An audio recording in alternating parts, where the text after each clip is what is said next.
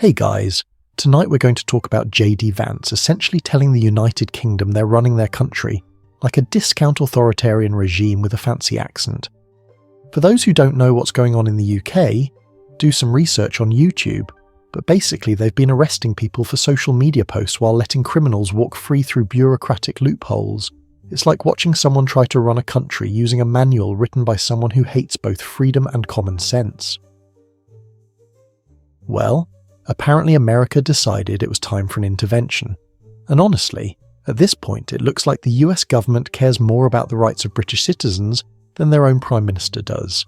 You know that feeling when your friend asks you to be brutally honest about their new haircut, and then gets offended when you tell them it looks like they stuck their finger in an electrical socket?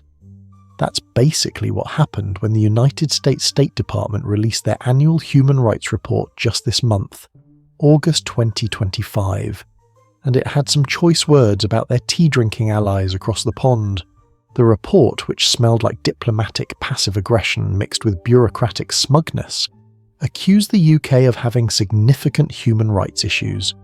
And honestly, when your closest ally starts pointing out that you're failing at basic democratic principles, that's not just criticism, that's an intervention. The State Department went full Karen at the Homeowners Association meeting on Britain, pointing out restrictions on freedom of speech and criticising their immigration policies for being too lenient and chaotic.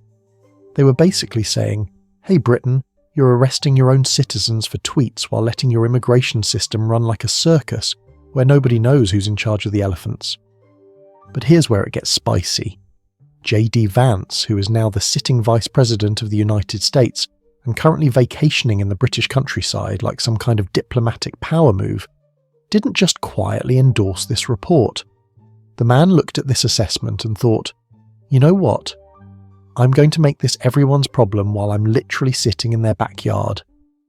The timing couldn't have been more perfect, really.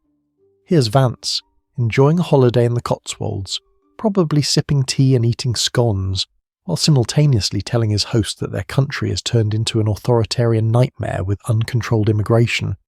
It's like being invited to someone's house for dinner and then critiquing their cooking, their decor, and their life choices while you're still at their table.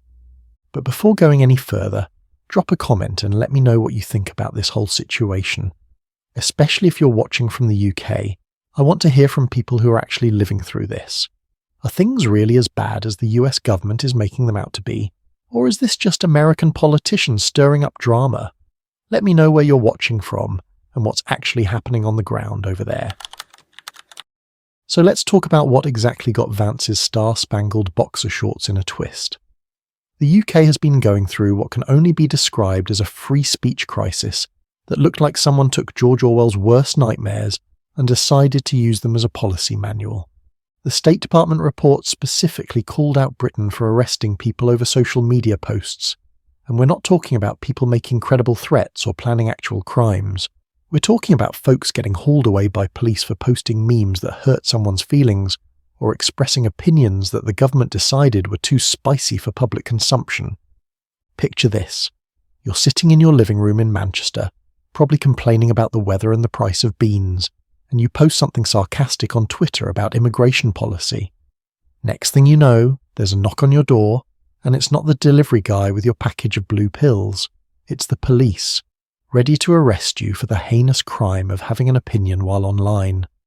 The report highlighted cases where British citizens were being prosecuted under communications laws that had been stretched thinner than the plot of a superhero movie sequel.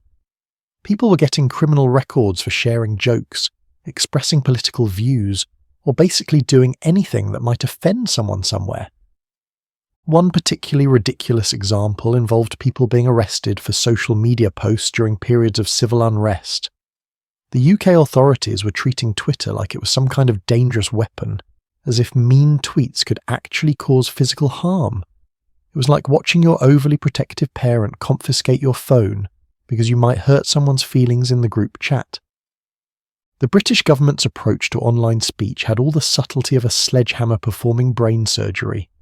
They were arresting people faster than you could say freedom of expression, and doing it with the kind of bureaucratic efficiency that would make a DMV employee jealous. What made this especially awkward for the special relationship between the US and UK was that America has always been the country that other nations look to for defending free speech principles. So when your closest ally starts arresting people for social media posts, it creates the diplomatic equivalent of watching your best friend become a helicopter parent. Now, if the free speech stuff wasn't embarrassing enough, the State Department also went after Britain's handling of immigration policy, and this is where things got really uncomfortable for everyone involved. The report criticised the UK for having immigration policies that were essentially a bureaucratic free-for-all with no coherent strategy. But here's the kicker. They were dealing with a series of high-profile cases where migrants who had committed serious crimes were being protected by the very system that was supposed to be protecting British citizens. You had situations where foreign nationals who had committed violent crimes were avoiding deportation through endless appeals, processes that seemed designed by someone who thought bureaucracy was a competitive sport. Meanwhile, British citizens who complained about these policies on social media were getting arrested faster than you could say, two-tier Keir. It was like watching a twisted game show where the rules changed depending on who was playing. Commit a serious crime as a foreign national? Here's a lengthy appeals process and legal protection. Post a mean tweet as a British citizen. Here's a criminal record and a court date. The UK has created a system that looks like it was designed by someone who has never actually met a real person. They are simultaneously unable to control who is coming into the country, while also unable to remove those who shouldn't be there. It is bureaucratic dysfunction with the efficiency of a chocolate teapot in a sauna. British authorities seem to have developed a policy approach that has all the coherence of a fever dream. They're cracking down on speech while failing to crack down on actual immigration violations, creating a situation that satisfies absolutely nobody and manages to anger everyone simultaneously. The whole thing has the energy of a family dinner, where someone brought up politics and now your uncle's eye is starting to twitch, except the family dinner is an entire country, and the uncle is the international community watching this mess unfold. What makes this particularly galling for critics is that the UK is essentially creating a two-tiered system of justice that looks like it was designed by someone who thinks fairness is just a suggestion rather than a fundamental principle of law. So this is where J.D. Vance decided to transform from someone who could have kept quiet as vice president into America's most brutally honest international relations commentator. The man looked at this State Department report and thought, you know what this needs? Less diplomatic language and more uncomfortable truths. Vance didn't just agree with the report, he amplified it with the enthusiasm of someone who had been waiting his entire political career for permission to call out America's allies. He started pointing out that the UK was lecturing other countries about human rights, while simultaneously arresting their own citizens for social media posts. The Vice President was essentially saying, hey Britain, maybe fix your own house before you start giving home improvement advice to the rest of the neighbourhood. And honestly, it was the kind of diplomatic burn that you normally only see in private conversations between world leaders, not in public statements from a sitting VP. What made Vance's comments particularly stinging was that they came at a time when the UK was already dealing with massive domestic criticism over these exact same issues. British citizens were already angry about the free speech crackdowns and the immigration policy failures, and here comes the American Vice President basically agreeing with them while vacationing in their country. Vance was pointing out specific examples of British authorities protecting migrants who had committed serious crimes while simultaneously prosecuting British citizens for expressing opinions online. He was essentially asking, how exactly does this make sense to anyone with a functioning brain? The timing of his comments was perfect in the worst possible way for the UK government.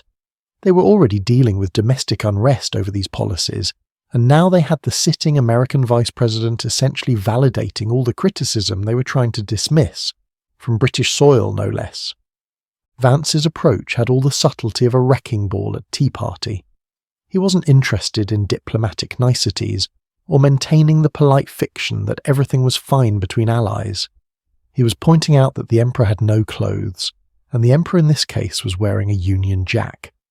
The British government's response to Vance's criticism had the effectiveness of trying to put out a fire with more fire. They were essentially arguing that their human rights violations weren't really human rights violations because they were doing them politely and with proper paperwork. Here's the thing that makes this whole situation so deliciously awkward. Vance is basically doing what everyone is thinking but nobody wants to say out loud. The UK has created a system that is simultaneously oppressive and ineffective, which is like the worst of both worlds wrapped up in a bureaucratic nightmare. You have a country that is arresting comedians for jokes while allowing serious criminals to avoid consequences through legal loopholes that seem designed by someone who thinks justice is optional. It's like watching someone fail at being both authoritarian and liberal simultaneously.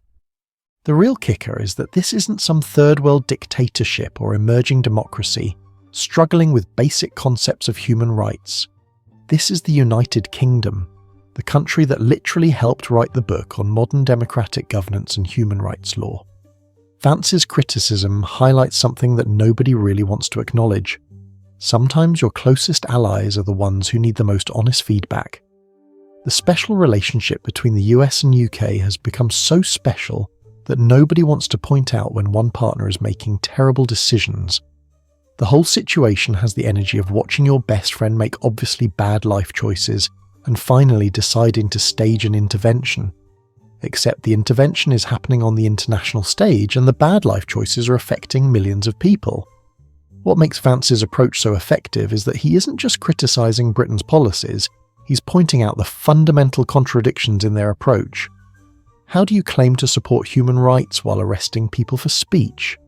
How do you claim to have effective immigration control while being unable to remove criminals? And how do you claim to protect vulnerable people while protecting those who harm them? The UK's response to this criticism is about as effective as trying to explain TikTok to your parents while they're looking at you like you just spoke ancient Sumerian. They keep insisting that everything is fine while the evidence suggests otherwise. The uncomfortable truth is that Vance is essentially doing what good allies are supposed to do: hold each other accountable when they're screwing up. The fact that it is uncomfortable doesn't make it wrong, it just makes it necessary. So there you have it, folks. Sometimes international relations is just like any other relationship. Occasionally someone needs to have the awkward conversation about how you're embarrassing yourself in public. Stay curious, stay skeptical, and remember that even your closest friends sometimes need to tell you that your policies smell like a dumpster fire behind a fish market. Until next time, try not to get arrested for having opinions, and maybe subscribe if you enjoyed watching this diplomatic train wreck unfold in real time.